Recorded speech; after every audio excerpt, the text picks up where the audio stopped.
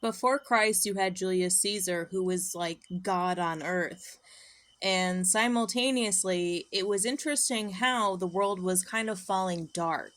Probably from the sin, probably from the Roman culture. It was falling dark. Marcus Antony was over in Rome.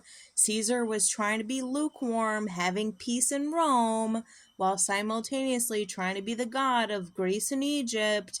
And he fell dark. So why was Brutus able to murder him? Because he was probably being pretty lukewarm at the time. Now, simultaneously, there's another quote unquote Caesar Augustus rising at the same time. So when people say Caesar, they might be thinking Julius Caesar. They might also be referencing Augustus Caesar, who was the incredibly antichrist version of Caesar. So when Jesus said, render unto Caesar what is Caesar's, he's probably referring to Augustus Caesar. This is like the god Janus. It's like this dualistic nature of men.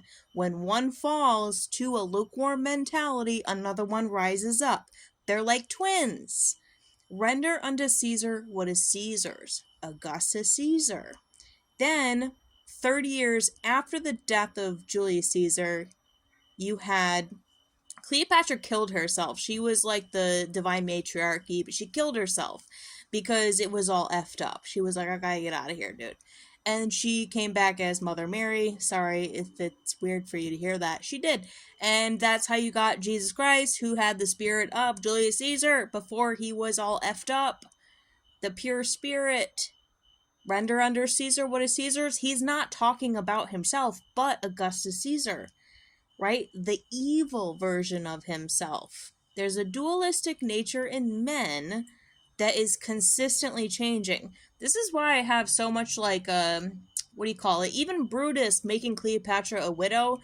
And you could think like that was horrible, but it's like, you know what? He might have actually been justified because of the nature of Julius Caesar was changing because he was trying to be too diplomatic between cultures. So, he's not the worst guy ever, although it would seem as if he's the worst guy ever, but the truth be told, I think Caesar kind of fell. And then this other dude kind of rose up. This is the like dualistic nature between Christ and the Antichrist. It's like whatever culture is calling for. It's like whatever people are calling for. It's like whatever the true nature of the time that we're living in is calling for. We're definitely living in a weird Sodom and Gomorrah type Roman pagan sex magic, creepy perversion, lust and greed and lies and nonsense and like really bad relationships, dudes thinking that they can like entertain multiple women and thinking that's gonna work out. It's not gonna work out. It didn't work out for Cleopatra. That's why she fucking killed herself. Justified, killed herself because these dudes were all over the fucking place. They were all over the place, dude. Excuse my language. All this being said, render. Why am I saying this?